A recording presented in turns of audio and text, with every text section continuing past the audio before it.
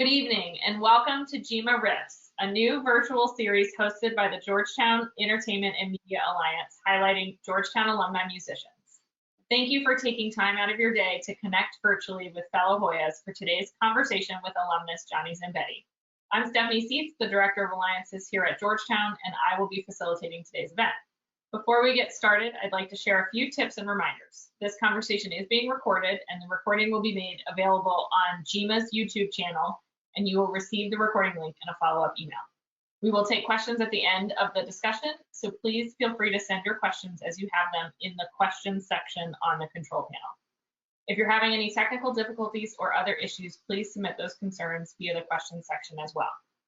Today's conversation is being led by two GEMA volunteers, Mitch Pizer, a 1993 graduate of the MBA program, and Joe Caruso, a 1987 graduate of the McDonough School of Business. Without any further ado, I'm pleased to turn things over to Joe to kick things off. Great. Thank you, Steph. Well, as she mentioned, I'm Joe Caruso, class of 87, and I'm just thrilled to be launching this first episode of our virtual series, GEMA Riffs, with my co-host, Mitch Pizer, MBA 93, co-director of GEMA DC, and by day, an executive producer at Time Life.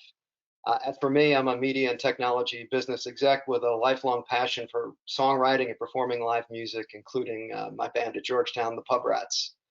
By way of background, Mitch and I wanted to launch this series as a way to highlight the ever-increasing amount of Georgetown graduates who are working in the music industry these days.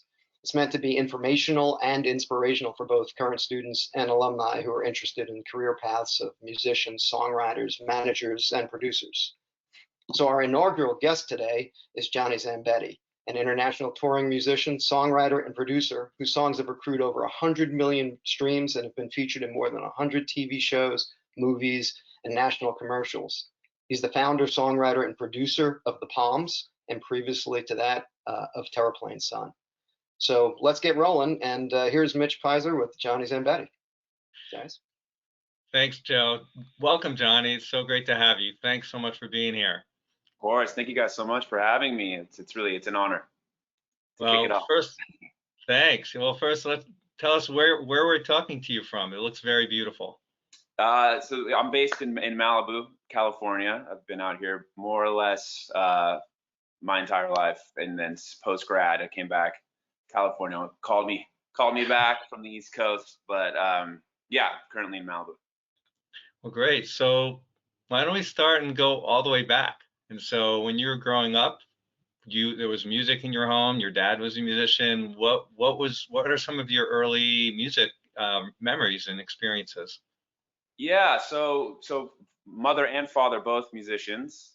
My mom was a classically trained pianist, and my father guitar player, songwriter, producer, as well as an emergency room doctor. But yeah, so around the house, instruments everywhere. Piano in the living room, always people jamming, and my dad recording and taking me into sessions as a kid and recording stuff for his albums and stuff. As any kid growing up, you push away from anything that your parents do or think is cool, and you've got to kind of discover it on your own.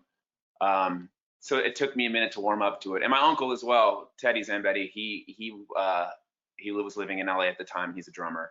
So it was like the Partridge Family, we would all get together and have a jam. But no, so I started playing around 6 or 7, and took to guitar pretty much off the bat. And yeah, and then songwriting kind of came not far after. This is still pre laptops and anything like that, where now kids have iPads and you can record voice notes and stuff like that. I still had the tape recorder, but I remember there was this pageant kind of thing called Keep Christ in Christmas, which is very important. We got to make sure that he gets his due. But and for that, people were submitting different sort of, they were doing poems and paintings and all that stuff too. And no one had submitted a song before. So I was 7 years old and I recorded it on a tape cassette, and they made an award for me because there wasn't even a category, and then they wanted me to play it live. And so I got there and I got horrendous stage fright and I couldn't do it, but they played the audio version of it, to a full house of people at Pepperdine University where they were holding the award ceremony. So that was my first sort of foray into songwriting and performing. And then I put a band together when I was 9 or 10.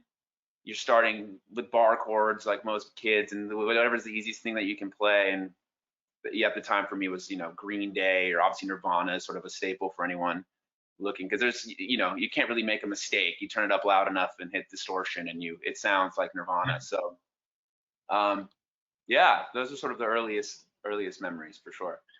Oh, that's great. So many musicians seem to start with covering bands, and you said you covered other bands when you started a band, but you got started songwriting very early. So what gave you that confidence, or how did you get going songwriting?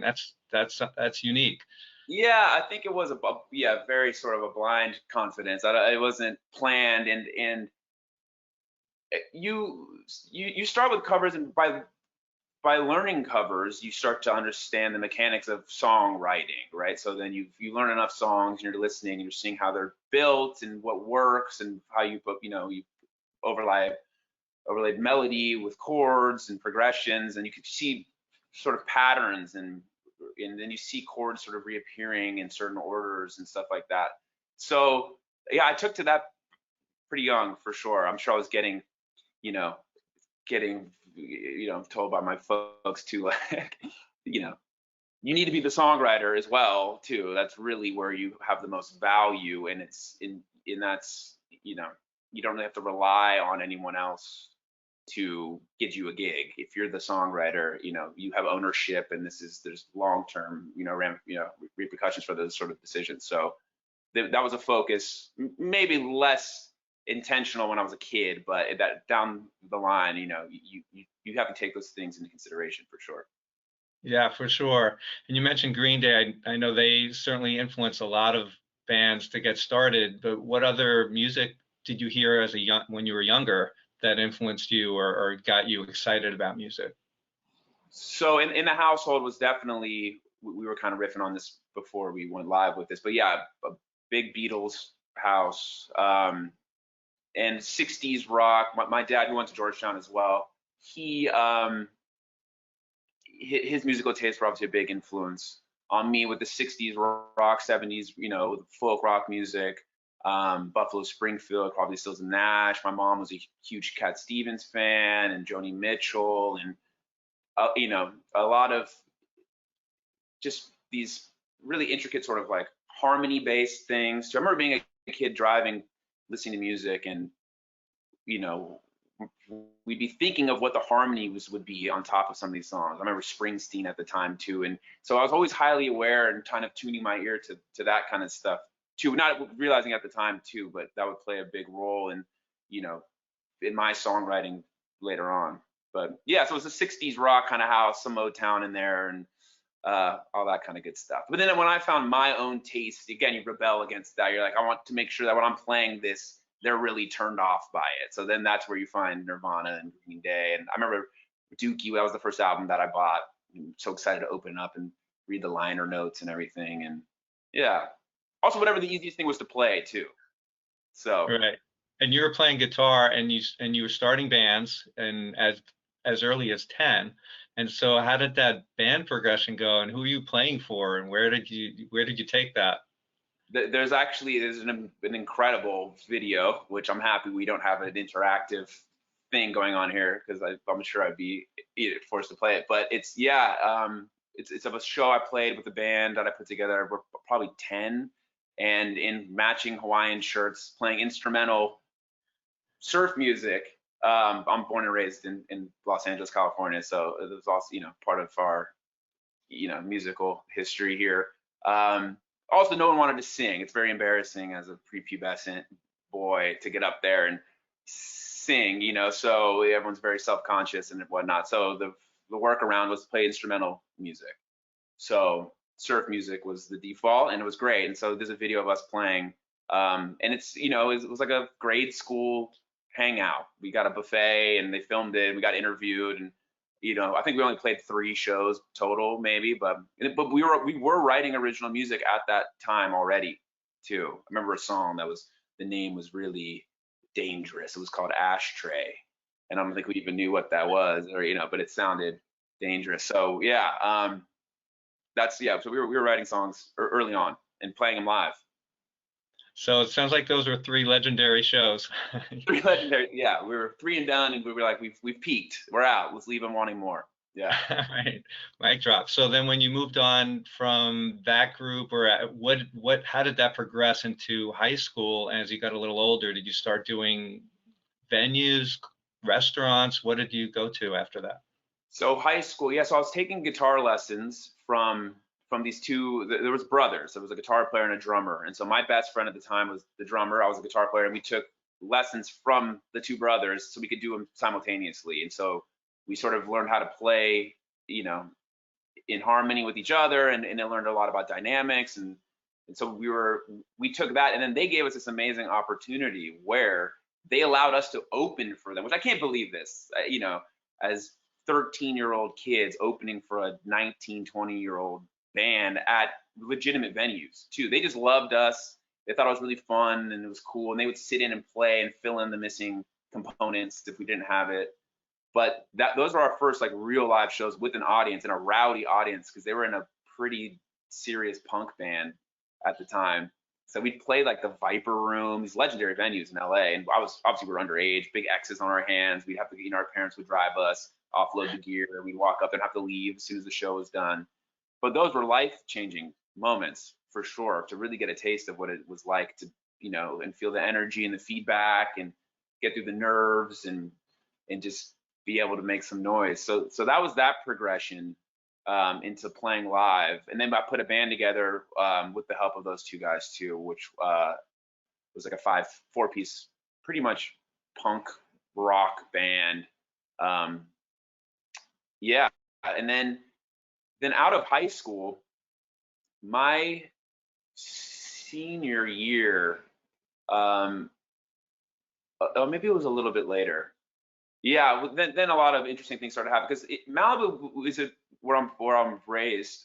It's an interesting place. Obviously, there's this notoriety of it being this town full of celebrities and whatever, but it had a really special music moment around in the mid 2000s, 2005, 2006, and it was sort of the breeding ground for a lot of really amazing, talented artists that are pretty big right now too. My friend just won a Grammy a couple years ago. His name's Blake Mills. I mean, there's a band called Dawes Brothers that are born and raised in Malibu. My friend Dwayne Betts, he's got an amazing band. And then Shwazy, who is a rapper, him and Cisco Adler, they had a couple big songs in 2008, 2009, Buzzin' and Corona and Lime. All these people were kind of happening at the same time in a tiny beach town of 13,000 people, So, and I was thrown in the middle of that as well too. And I was doing my own thing, but I was kind of jumping in and out of those bands as well too. So we were all supporting each other, and we were all kind of coming up at the same time. And then around that, my senior year of high school, things started to pick up a bit for some of my friends, and that kind of pulled, rising tides. We all kind of got a taste of it as well too. So MTV got involved, and my friend had a TV show on MTV called Buzzin' that I was in for a bit, and I was playing with him and stuff too. So it all started to gel around 2006, 7. Yeah. Wow, it's almost like there's another evocation of Laurel Canyon going on in Malibu. You have a whole thing going on with all these artists and everybody supporting each other. It sounds really amazing. It was great. Yeah, it was a really interesting time. Yeah, it's weird, because thinking back on that now too, especially the current climate of music, and or maybe I'm jumping ahead, but it's with that sort of the advent of the home studio, and the fact that there's these, really all you need is a laptop, a microphone, and a great, a DAW, like a Pro Tools kind of thing too, and some sort of a whatever it means to communicate between those things. It's kind of siloed everybody. So the communities and that sort of thing don't really exist that much, especially in LA.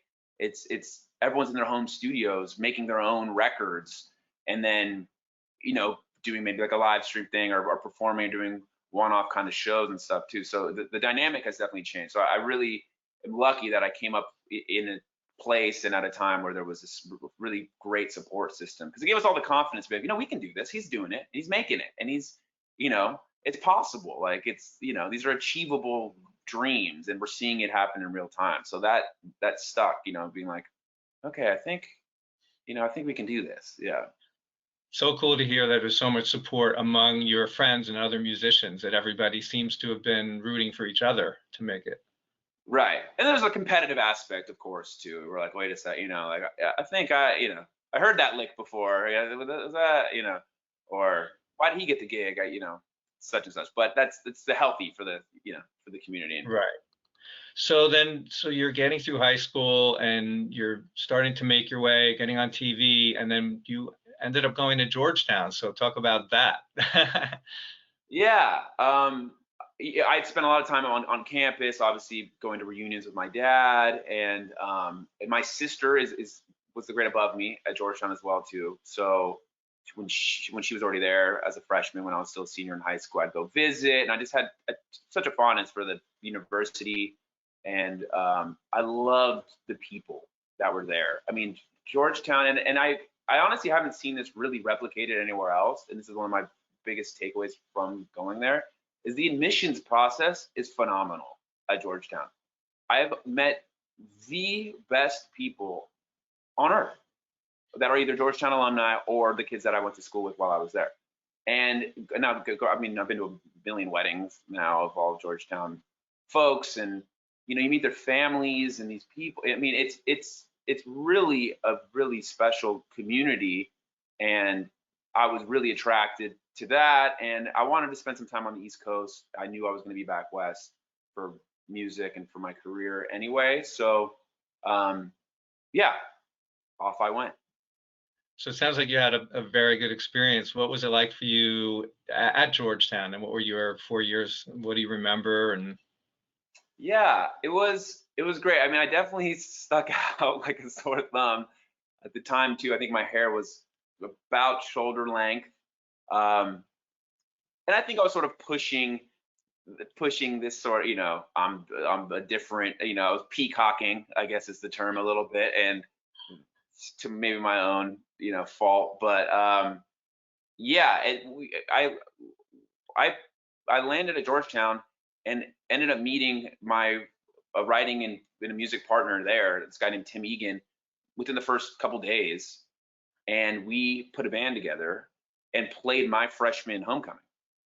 So it was pretty much immediate. I fell in with a great group of people, and we put this band together that we carried that straight through till he graduated. He was a grade above me, but yeah, straight through and he actually stayed around, so we could still play my senior year as well. But Georgetown, yeah, it was a beautiful experience. I mean, lifelong, dear friends. I got to play. There was a venue. I don't know if we were speaking about this before, I'm not sure if it still exists, but it was called the Grog and Tankard up on Reservoir, and this divey, dingy bar, and it had a stage, and we kind of were like, you know what, let's make something of this. This has a lot of potential. And so we cut a deal with the owner where we could throw shows there, and we could get a little cut of the door. And it started off with 15 people and 20, just our friends and dorm mates. And then it kind of started to catch on. And then you've done it when you look around, and we just saw Roy Hibbert and Jeff Green in the audience towering over everybody else. We're like, we're in, we've done it. We got the basketball team here. We got the, and then it was just, we would be packing that place pretty much anytime we'd play. And we play maybe once a month, and we put like 300 or 400 kids in this tiny sweat box. But some of the best times. Yeah. That's a great story. Too. Full horn section. Because then the word got out, and all these kids were like, wait, I'm pre-med, but I've been playing sax since I was a kid, and people were just looking for that kind of stuff too, because Georgetown, it's not a focus of it, which I'm so happy about GEMA and this, everything that you guys have been doing and the outreach and connecting with, because there's so many of us, and whether it's our profession or if it's a hobby, it's a passion regardless, and something that we love to do and be a part of, and there's people that want to share in that. And so it was great to see this band expanding over time. And then, it's like, what a dream to be in a band, an 8-piece band with a full horn section, in college for fun, playing Stones songs and playing, just getting to jam. It was great. It's great to hear. So you got a lot in terms of music out of Georgetown. You met Tim, you had this great venue going at the Grog and Tankard, and you're building a following. And what did you take with you musically when you left Georgetown? What kind of experiences were able to help you move as you moved on? So there was one thing I forgot to mention, and it's an important part of that time, especially. So my junior fall, I went home sophomore summer, and I joined a band called White Star. At the time, they had a show on VH1. They were on the road, and they seemed like they were giving it a real shot. And so I didn't cut a deal. I'm beyond grateful to Anna Chalenza, who helped sort of manufacture this whole thing. And I basically was able to go on tour for 8 months. So I actually was not on campus my junior fall semester.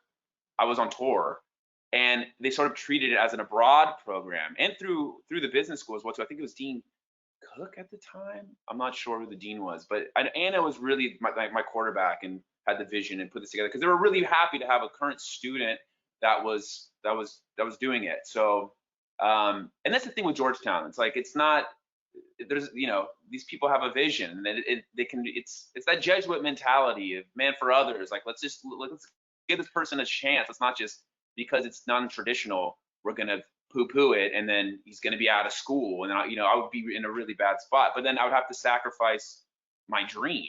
This is since I was a kid. I'm joining a professional band, tour bus, playing shows. So while I was on the road, I was doing book reports and sending stuff in and having to do online tests. The funny part too is that another guy in the band was also studying for the bar. So we're like the nerdiest rock band of all time. But yeah, so I joined this band, and for 7 months I toured, and we were opening for ZZ Top, The Pretenders, Alice Cooper, all these amazing bands. I've won all over the country multiple times, and I was playing stadiums. I mean, one of my craziest memories, 18, 19 years old, stepping out in Lubbock, Texas, at the University Stadium, opening for ZZ Top, starting a song by myself, just being like, how did this happen? And then going back and having to finish a book report and send it in. So that's something I'll be eternally grateful to Georgetown for providing that opportunity and letting me stay in school and figuring out a way for me to finish and complete. Because I was able to come back. The band actually ended up breaking up in December of that year, and then I came back my junior spring semester and picked up right where I left off.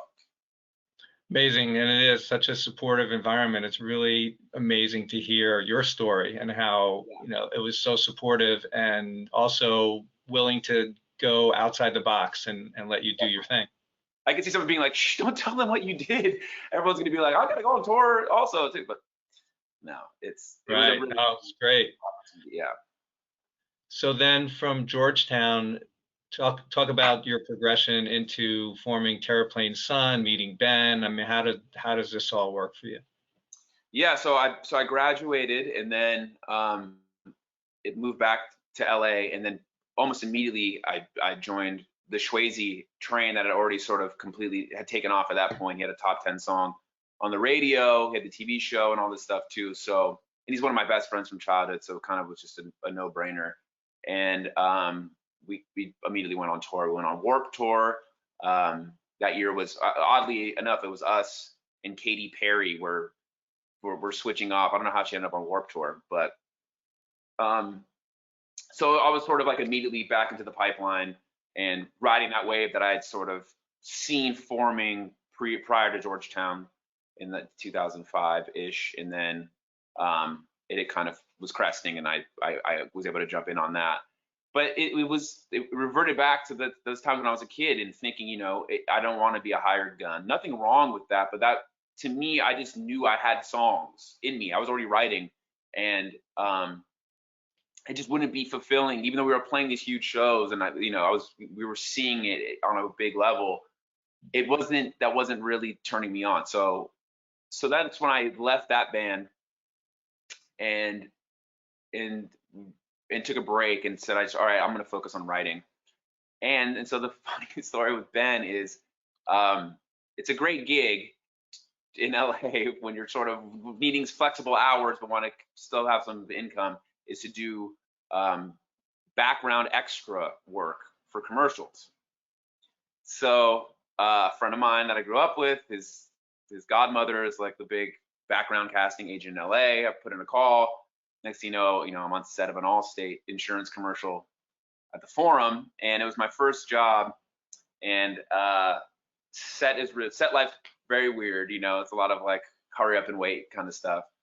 And so I was by myself, and I heard these guys talking about the best album 2010, and they were talking about the White Stripes or the Strokes or blah blah. I was like, you know what, let's help the day go by a little quicker, and I scooted up my chair and got into this conversation with these guys. And one of those guys was Ben, who became my writing partner and still is a production partner. So we met, and he had made a demo already, and under the name Terraplane Sun, it was his sort of band, but it was a one-man band.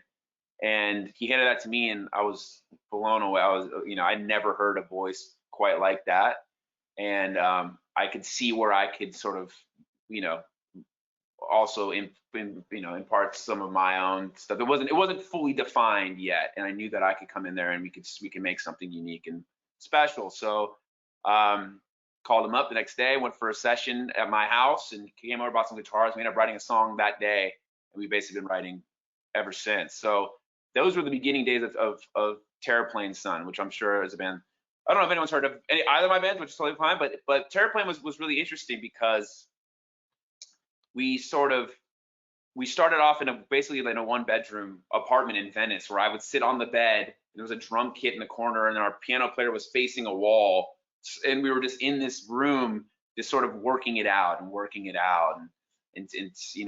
kind of seeing where we could all fit in, and then so we did that, playing locally in Venice, and then in LA, the Sunset Strip, the scene is it wasn't really happening, but on the east side, Echo Park, Los Feliz, Silver Lake, that was starting to bubble up. There was venues like the Satellite and the Echo, where bands like Silver Sun Pickups and this woman LP and a bunch of just really cool bands were in the Mowgli's, and all these cool bands were all starting to, and the record company and cool bands. So we got a residency on the east side at the Satellite. It was a free show every Monday in August 2012, I think, and we just started to build it there. And we handpicked all the bands for every night, a different lineup of 4 bands. We'd play at the 11 slot, and that's when it really kicked in. And then so we were doing that, and then you start to get noticed by the industry when we're putting in big numbers of fans at shows, and the word was going around. You start to get approached by people, and we were pretty hesitant about who we wanted to get involved with and whatnot, but we took on management at that time, and signed a deal that would later turn out to be a really, really bad deal. And it was we can cover that. But in the meantime, Ben and I had written a song. It was called Get Me Golden, and it just was one of those songs that had amazing syncability. In licensing in the sync world, that's the golden ticket. So all of a sudden, we had that song got placed into a Citibank commercial and then was everywhere. And everyone's like, where did that come from? Who's your sync person? Blah, blah, blah. We're like, Gmail. They emailed us, and they're like, we found it because it was on SoundCloud. And, they have people. And the cool thing about music, too, is that people really want to have ownership of finding stuff. It's more now than ever, with SoundCloud and not so much TikTok, but people like to be first to the table, which is really great. Right. There's means for that. Other than SoundCloud, too, there's just like Instagram, Twitter. What was that? I want to look that up. And then you're like, oh, cool. They have 2,000 followers and song's great. And so that's kind of where we landed. We were in that world. They found the song, then that happened. And then after the Citibank commercial, then it was just like, the song became basically like a glorified jingle. So then it was in the Chili's commercials, 21 Jump Street, and then it was just like, it was everywhere, and airports and all over the place, and Starbucks, you know. So that's when we then got approached by a label, and you know, we knew what we were looking for. It looked like we could maintain artistic creative freedoms. They had deep pockets. It seemed like kind of like a dream deal, but you know, you signed the deal with the devil, and sometimes you can get burned. But I don't know how deep you want to go into that conversation. I'm happy to share my experience, but yeah, you know, it's all a learning experience, and it paved the way for where the Palms came from, and it's a really important part of our story and in my story. But well, it's the age-old story in the music business, but sure, let's at least, you don't have to go into the deep, dark details, but what did you learn? That'd be great for us to hear. I'm like, is Georgetown going to cover my therapy bill after this as well? Yeah, I'll send an invoice. No, so basically what happened was we signed the deal, then we went on tour with Imagine Dragons in the neighborhood, and we were playing stadiums all over the country. We were talking about Jones Beach. I know that was your local spot. And you know, we were on the ride, and we owned it. You know, it was great. We were playing original music that I had co-written with Ben. It was my band, and you know, we were there, and you know, and songs on movies and TV shows and blah blah blah, and on the radio at that point too. We were on All Nation, on Sirius, and it was all looking really good. The problem is when you sign a record deal is that, so you have an A&R guy, artist and repertoire, and they're the ones that are going out to the clubs, and they're looking for new talent, right? So that's your champion at the label. And when they disappear or no longer have the, you know, the ear of the head of the label, the money guy, you can kind of get, you know, thrown by the wayside. So that's what happened. Our A&R guy actually ended up disappearing.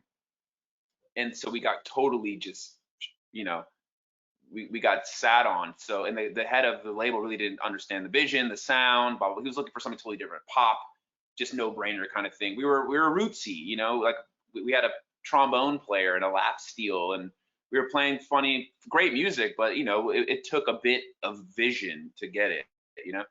So we ended up having to leave the Imagine Dragons tour and take a loan out to get the band back home because they cut tour funding.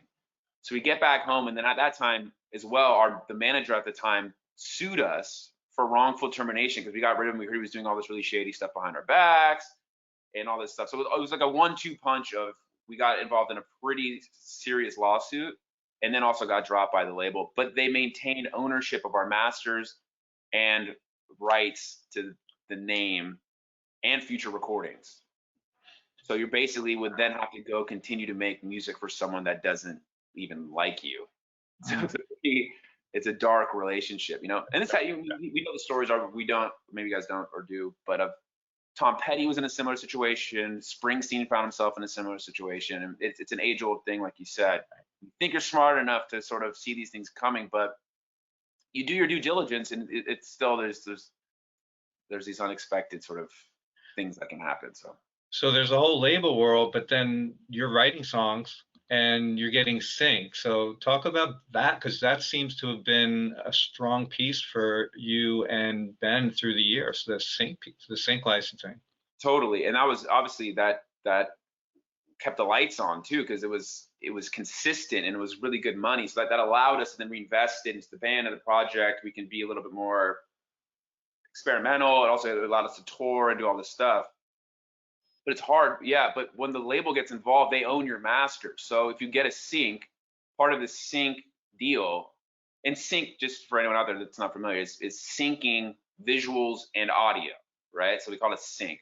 So anytime you are watching anything, there's music playing, someone had to get a sync right to play that music, and has to approach the band artist or whoever producer and say, hi, I want to license this from you. Here's the deal. Here's the money. You know, up front, 50% goes to writing and publishing. The other 50 goes to the master side. The master side is generally owned by the record label. The writing and publishing is owned by whoever writes the songs. If you have a publishing deal, then it gets a little bit more complicated, but we'll leave it at that.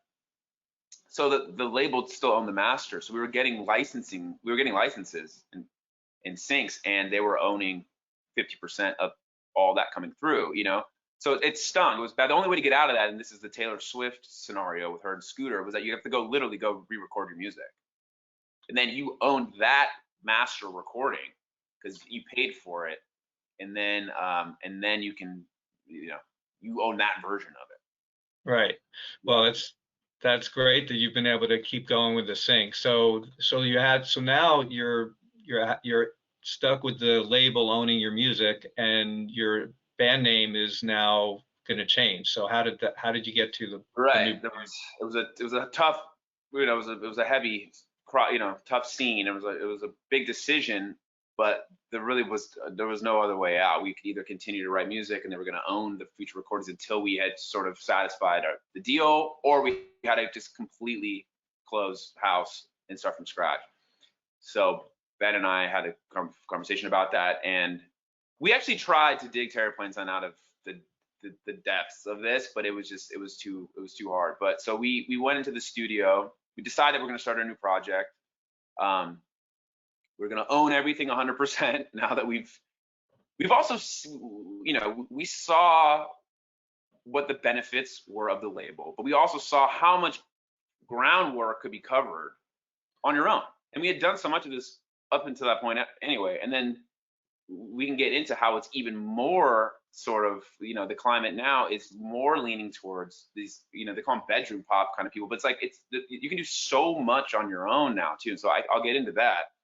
But we shut the shop down, and then Ben and I went into the studio and started recording. And you know, there was a liberating aspect of it too. We've been dragging this thing through the mud for a long time, and now we're like, you know what, we're going to be a duo.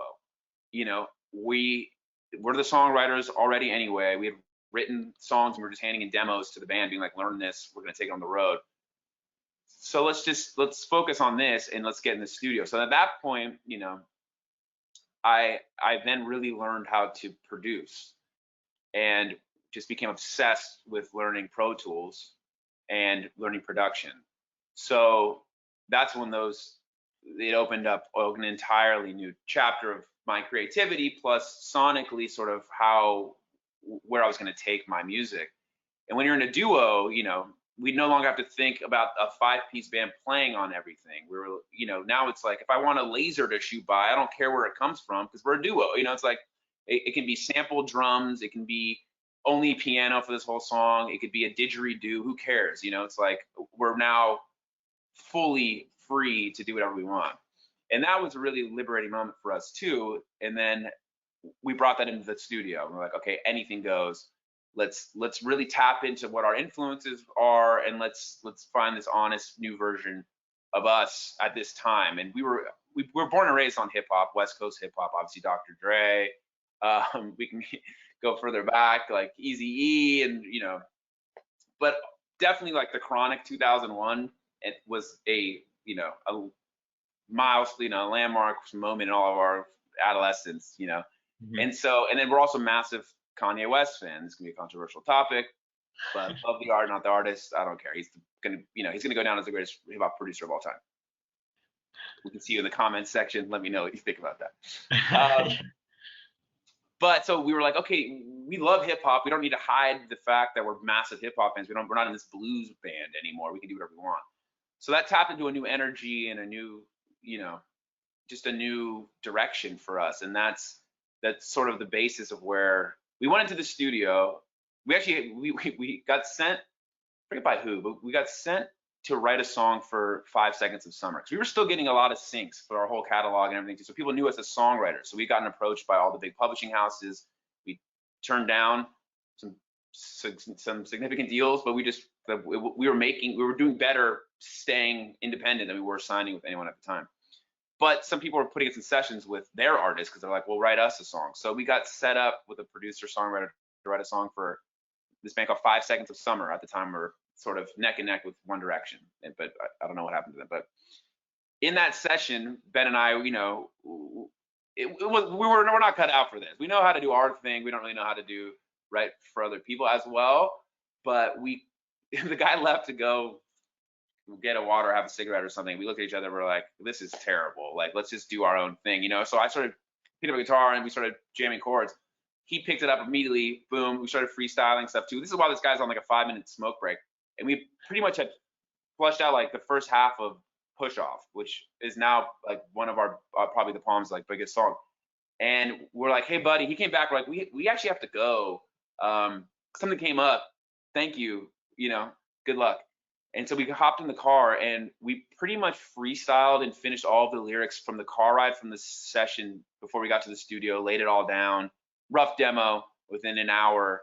And that really was the beginning of the Palms. It's so interesting that that song came out of you writing for somebody else.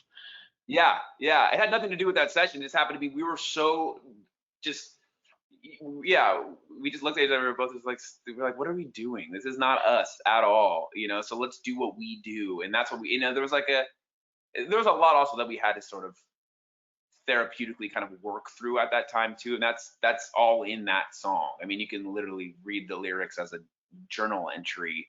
It's sort of like a love poem to our old manager too. We're like, you know, put us on the front line while you're sitting on the sidelines. Like, you know, you can't play with my mind. That's all mine. Like I own this now. Like you're not in our life anymore, you know? So that's really launching the Palms, right? So you talked about different platforms, you know, going back, it was playing in a venue, or it was MTV, or it was SoundCloud. So for the Palms, what were and what are the platforms that have been really important for your? It's great questions, because originally, there was SoundCloud, and at the time too, there was this thing called Hype Machine, which I'm not even sure still exists. By the time, it was an aggregate blog that pulled all the biggest, most played songs coming from sort of Hype Machine certified blogs at the time. This one, the blog world was huge, like Indie Shuffle, Aquarium Drunkard, all these bands were blowing up from these blogs. They had a lot of cachet, but we ended up on one of these blogs out of nowhere. We submitted it through like a submit portal, and the song ended up on Hype Machine, and then went right to #1. And so we, from that point on, I mean, then at that point the song's getting, you know, 50, 60,000 plays a day, and then it's you know, it's like the Palms and then Kanye and like da da da da da, and everyone's like, who, what is that? What's the Palms, you know? And that really kind of put things in motion too. We're like, oh wow, okay. This was validation. It's working, you know, and we're on to something, because it was scary at the time too, because we didn't know what we were doing. We know what this new chapter was going to look like. There was a new sound. Are we going to get, you know, barred from the fans that we had made in this rock band thing? We got a ton of hate. What is this? It sounds like hip hop. Ben sounds like he's rapping. Like, where's the lap steel? You know, where's the band? You know, so we had to deal with a lot of pushback from people, but it doesn't matter, because we knew this is what we had to do. This is the path that we're on now. We're sticking to it. We don't care. And so Hype Machine put Push Off on the map, and then we had, so Ben and I had gone into a studio and we've made like an EP, and so then all those songs started to kind of get noticed as well too, and so here's the beauty. In this day and age, all of the barriers to entry are gone in music. So back in the day, if you weren't signed, there was no way of getting on the radio. It was really expensive to record. You were never going to be seen in a warehouse, Tower Music, Virgin Records. So distribution, recording, and radio play were all, you know, were monopolized by the labels, right? I mean, they were gatekeepers. Now none of that exists. You put a song on TuneCore, overnight you're in every single digital retail store. Overnight, you pay a one-time fee, or you can pay annually. Studios now, I'm on my studio laptop that I take with me all over the world, and you know, I have this in an interface and a mic, and I've made songs that are on the radio. You know, it's like, this is all you need now. And then Spotify completely changed the game. And I know there's a lot of people probably, you know, have their own opinions about Spotify, but as an independent artist, now we still are 100% independent, no manager, no label, no nothing, and just two guys running it like a record label and running it like a business. I mean, it's business hours. It's like we don't wake up at noon hungover. It's like we do this every single day, from 9 to 5, and then we go on tour, and then it's a lot, but it's doable to an extent.